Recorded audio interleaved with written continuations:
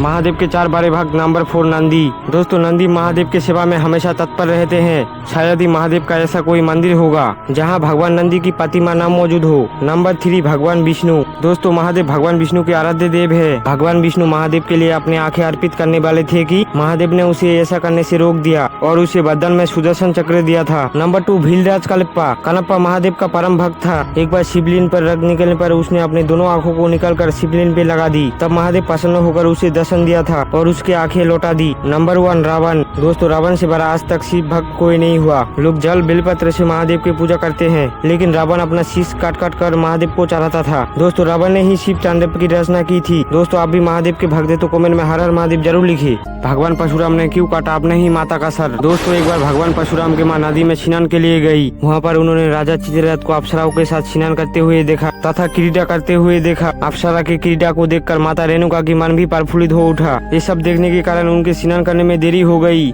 जब माता रेणुका स्नान करके वापस आश्रम लौटी, ऋषि जमदग्नि ने अपने तपोबल से संपूर्ण बात का पता लगा लिया तथा माता रेणुका का मन भी पढ़ लिया। उन्होंने ये देखकर इतना क्रोध आया कि उन्होंने अपना सबसे बड़े पुत्र को अपना माँ का गला काट देने का आदेश दिया, लेकिन उसने ये करने से मना कर दिया। तब उन्होंने अपना दूसरे पुत्र को तथा तीसरे पुत्र को ये करने को कहा, लेकिन उन्होंने भी मना कर दिया। तब उन्होंने अपना सबसे छोटे पुत्र परशुराम को ऐसा करने को कहा। तब परशुराम ने माता रेणुका का सर धड़ से अलग कर दिया। ये देखकर ऋषि जमदग्नि बहुत प्रसन्न हुई तथा उन्होंने परशुराम को वरदान मांगने को कहा। तब उन्होंने अपनी माता को पुनः जीवित करने का वरदान अपनी माता को पुनः जीवित कर दिया। दोस्तों कमेंट सेक्शन में हर हर महादेव जरूर लिखिए। महाभारत के 5 शक्तिशाली योद्धा जिनके सामना कोई नहीं कर सकता था। नंबर 5 सूर्यपुत्र कर्ण। दोस्तों कर्ण ने माली युद्ध में जरासंध को हराया था और कुरुक्षेत्र के युद्ध में जब कर्ण का पहिया धरती में धंस गया तब उसे उठाते उठाते धरती भी 4 अंगुल ऊपर उठ गई थी। नंबर 4 अर्जुन। द्रौपदी स्वयंवर में किन्नौरा नामक धनुष को उठाया था। वहाँ बैठे कई महारथी उठाने में कामयाब नहीं रहे थे। कहा जाता है अर्जुन का गंडीव धनुष जिसे वो युद्ध किया करते थे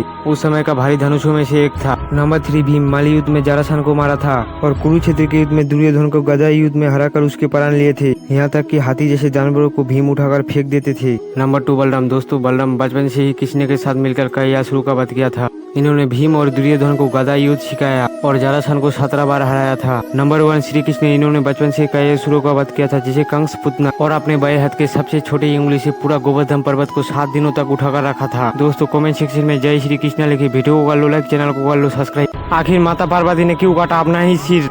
दोस्तों माता पार्वती अपने 2 सखियों के साथ जया और विजया मंदाकिनी नदी में स्नान कर रही थी। स्नान के बाद 2 सखियों को बहुत तेज भूख का आवाज होने लगा। सखियों ने भोजन के लिए माँ भवानी से कुछ मांगा। माता ने उन्हें थोड़ी देर प्रतीक्षा करने को कहा। जया और विजया की भूख धीरे धीरे बढ़ती जा रही थी और भूख की पीड़ा से उनकी शरीर काला पड़ने लगा। सखियों ने कहा माता तो अपने शिशु के लिए अपना रक्त भी पिला देती है। आप तो संसार के पालक हो, सबकी भूख शांत करते हो, हमारी भूख नहीं मिटेगी।